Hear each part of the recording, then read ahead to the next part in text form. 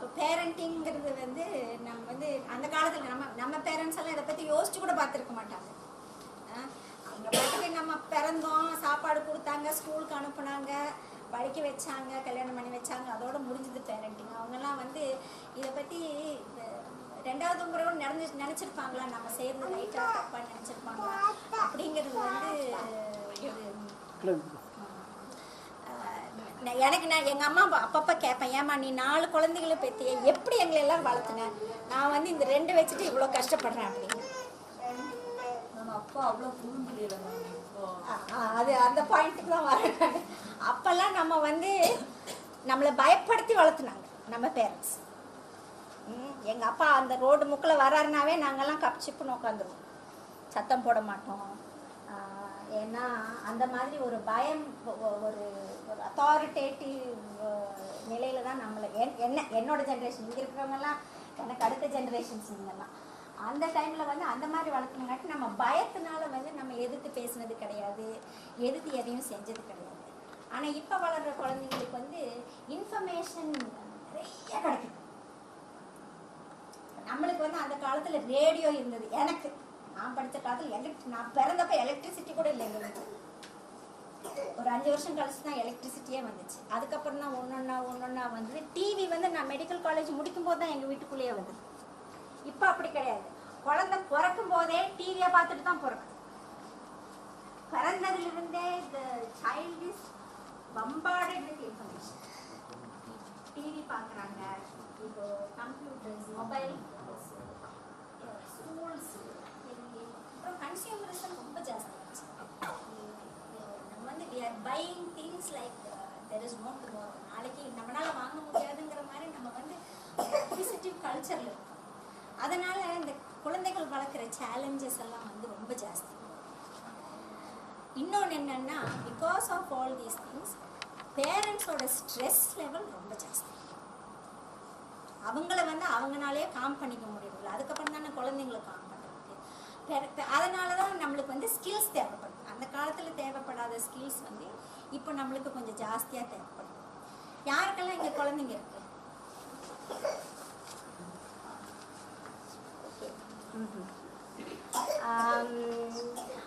யாருக்கெல்லாம் டீனேஜ் குழந்தைங்க இருக்கு? ஓகே, மற்றவங்கெல்லாம் நான் டீனேஜ் குழந்தைகள். ஓகே, யாரெல்லாம் குழந்தைங்க மேலே கோபமே பட்டதில்லை? ஒரு மாட்டு கூட. உங்களுக்கு இந்த ப்ரோக்ராம் தேவையே இல்லைங்க. Very good. யார் ஒரு வாட்டியாவது கையை நீட்டி குழந்தைங்க அடிச்சிருக்கீங்க? தைரியமா சொல்லலாம். No problem. ஏன்னா this is not about judging. இது வந்து நம்மளுக்கு குற்ற உணர்ச்சி ஏற்படுத்துறதுக்கோ இல்லை வந்து நீங்கள் தப்பு செய்கிறீங்கன்னு சொல்கிறதுக்காகவோ இது எக்ஸசைஸ் கிடையாது. ஏன்னா நம்மளால சேலஞ்சஸ் தாங்க முடியாமல் தான் நம்ம திட்டுறோம், கோவப்படுறோம், கை தூக்குறோம். அதை எப்படி அதை பண்ணாமல் இருக்கிறதுன்னு தெரிஞ்சுக்கிட்டா நம்ம செய்ய மாட்டோம். So one most important thing is ignorance. அதாவது தெரியாத தன்மை. எப்படி வந்து இந்த ஒரு சிச்சுவேஷனை வந்து நம்ம டீல் பண்ணுறதுன்னு தெரியாதப்போ தான் வந்து நம்மளுக்கு கோவம் வருது.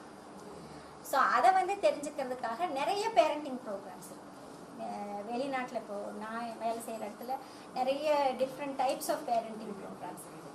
நான் அதில் நிறைய ட்ரைனிங் எடுத்திருக்கேன். ஆனால் இது பாதைகள்ங்கிறது வந்து நம்ம சொசைட்டி, நம்ம கம்யூனிட்டி கொஞ்சம் ஏற்ற மாதிரி மாடிஃபை பண்ணி இதை வந்து ஒரு 2-3 இயர்ஸாக நடத்திட்டுருக்கோம். ஸோ இப்போ அதை பார்த்தீங்கன்னா ஒவ்வொரு சைல்டும் டெவலப்மெண்ட் வேணும். நம்ம யாராவது சொல்லுங்க, ஏன் why do we have children? To make them doctors, engineers, lawyers. எதுக்காக why do we have children? Future culture it is. You get married. இது ஒரு சாய்ஸ் இல்லாம don't it is not normal. Okay, குழந்தைங்க இல்லைன்னா அது நார்மல் இல்லை அப்படிங்கிற ஒரு கல்ச்சர் நம்மளுக்கு. வேற எதுக்காக why do we make us feel like a complete human being. To make us feel complete human being. அதெல்லாம் நம்ம குழந்தைங்க அனுபவிக்கணும். நாம அனுபவிக்காதெல்லாம் நம்ம குழந்தைங்க அனுபவிக்கணும். அப்புறம் வேற செக்யூரிட்டி. அது எழுதிக்கிறியா? செக்யூரிட்டி. அப்புறம் வேற எதுக்காக நம்ம குழந்தை குழந்தை இருந்தா வீடு நல்லா இருக்கும். குழந்தை இருந்தா வீடு நல்லா இருக்கும். நம்ம என்டர்டெயின்மெண்ட்காக. அம்மாங்கிறதே வந்து ஃபுல்ஃபில் ஆகுது அந்த குழந்தை.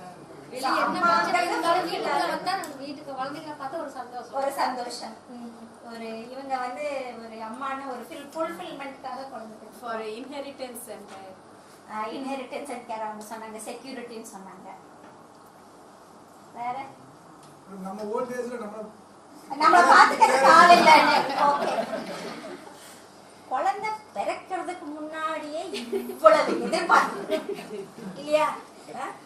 நம்மளோட பேரு, நம்மளோட சொசைட்டில நம்மளோட ஸ்டேட்டஸ், நம்மளோட ஃபியூச்சர் செக்யூரிட்டி, நம்மளுடைய சந்தோஷம், அப்புறம் வேற என்ன சொன்னீங்க, நம்மளுடைய தாய்மை அப்படிங்கிறது வந்து எவ்வளவு எக்ஸ்பெக்டேஷன்ஸ் அந்த குழந்தை மேல பிறக்கிறதுக்கு முன்னாடியே. அப்போ பிறந்ததுக்கு அப்புறம் எவ்வளவு இருக்கும்னு எதிர்பார்க்குறீங்க?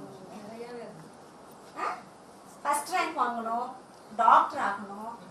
அது ஒண்ணு இந்த இந்தியால வந்து ஒரு தீராத வியாதி. அது இந்த இன்ஃபேண்டா இருக்கும்போதே வந்து கம்பேர் பண்ண ஆரம்பிச்சிருவாங்க. பாத்தீங்களா? அது பிறந்ததுல இருந்தே கம்பேர் பண்ண ஆரம்பிச்சிருவாங்க. அடடா அந்த குழந்தை ஒண்ணு விட சீக்கிரம் நடந்துருச்சு, அவ நல்லா பேசுது அந்த குழந்தை, இது பேச மாட்டேங்குது அப்படின்னு. சோ அதான் இது குழந்தைய வந்து எல்லாருமே என்ன சொல்லியிருக்கிறீங்கன்னா, இது வரைக்கும் பேரண்ட்ஸோட நீடுக்காக தான் குழந்தைகள் வந்து இருக்கிறாங்கன்னு சொல்லி மோட்டிவேஷன். ஆனா அது உங்களோட நீடை ஃபுல்ஃபில் பண்றதுக்கு தான் இல்லையா? So nobody is thinking of the child. None of you here has thought about the child. So அதை யோசிச்சு வச்சுக்கோங்க மனசுல. பின்னாடி அது ரீவிசிட் டுவர்ட்ஸ் இந்த பேஜ் முடிச்சதுக்கு அப்புறம் அதை மறுபடியும் அட்ரஸ் பண்ணலாம். இப்போ நம்ம பேரண்ட்ஸ், இஃபெக்டிவ் பேரண்ட்ஸ், இது அதான் எங்களோட பேரண்டிங்கோட டாபிக்.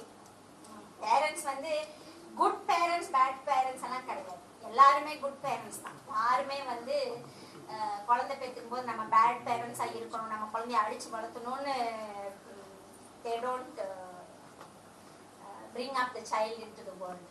எல்லாருமே குட் பேரண்ட்ஸ் தான். ஆனா எல்லா பேரண்ட்ஸும் நியாயம்.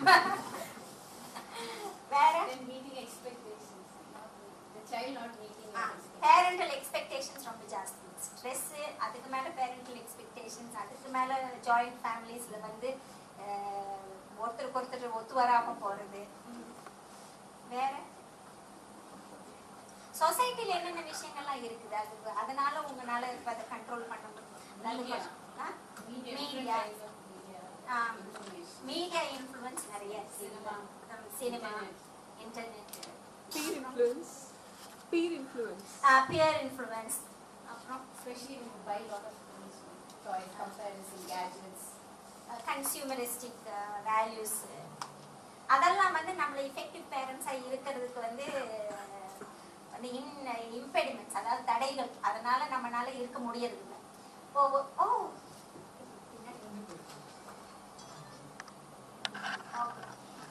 என்னெல்லாம் வேணும்னு நினைக்கிறீங்க இஃபெக்டிவா பேரண்ட்ஸா இருக்கிறதுக்கு? அதாவது நல்ல பெற்றோர்களா இருக்கிறதுக்கு பொறுமை, patience, time spent on effective quality time with the children. Parents தெளிவா இருக்கணும். அவங்க வந்து என்ன, அவங்களுக்கு கிளியர் திங்கிங் இருக்கணும். கம்பேர் பண்ணக்கூடாது. அன்கண்டிஷனல் லவ்னா எதையும் எதிர்பார்க்காம அன்பு செலுத்துறது. வேற என்னெல்லாம் வேணும் உங்களுக்கு இன்னைக்கு effective பேரண்ட்ஸா? good role models. we not putting it to the pathway. You should be patient. எல்லாம் திருவானா அந்த அத பிராக்டிகலா உங்களால வந்து நடைமுறையில கொண்டு வர முடியல. நாலேஜ் இருந்தாலும் அதை வந்து உங்களால செயல்படுத்த முடியல. வேற ரோல் மாடல். நீங்க ஒரு குட் ரோல் மாடலா இருக்கணும் உங்களுக்கு. அங்க ஒரு லிஸ்ட் நான் போட்டிருக்கேன். முதல்ல வந்து செல்ஃப் இன்சைட் யார் சொன்னாங்க? நீங்க தானே சொன்னீங்க. நம்மளே தெரிஞ்சுக்கணும். நம்மளோட லெவல் ஆஃப் திங்கிங், நம்ம கோபம், நம்ம இதை வந்து நம்மளுக்கு முதல்ல ஒரு அறிவு, நம்மளை பத்தி நம்மளுக்கு அறிவு இருந்ததுன்னா நம்ம வந்து குழந்தைகள் இது பண்ணும்போது அதை மனசில் வச்சு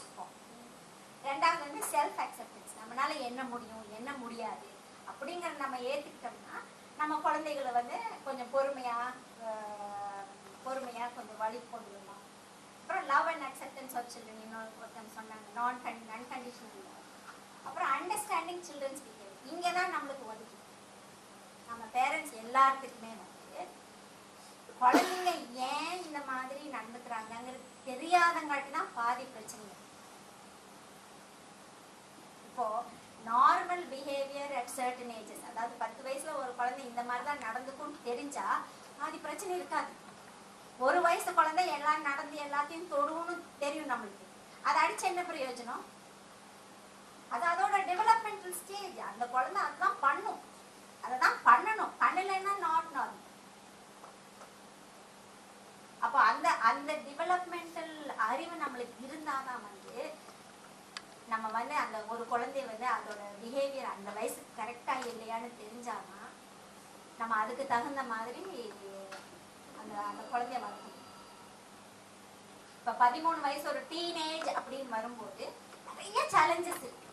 பட் அதுல வந்து 90% வந்து நார்மல் டெவலப்மெண்டல் சேலஞ்சஸ். ஆனா நம்ம பேரண்ட்ஸுக்கு வந்து என்ன பயம், அந்த நார்மல் டெவலப்மெண்டல் சேலஞ்சஸ் பார்த்தாவே அவங்களுக்கு பயம். உடனே கண்டிப்பா கட்டுப்படுத்த ஆரம்பிச்சிருவாங்க, அத புரியாமையே கட்டுப்படுத்த ஆரம்பிச்சிருவாங்க. They won't watching TV, they won't studying the studying time. And how you can't be quiet. அப்புறம் டிவி எதுக்கு வீட்ல வச்சிருக்கீங்க நீங்க? I think they won't be. Why can't you? No. Why can't you throw It is useful also. It has, What is useful about having TV? like through TV only I learned very cooking also. See what the What do they learn? They according to the age for cartoon or this thing. But as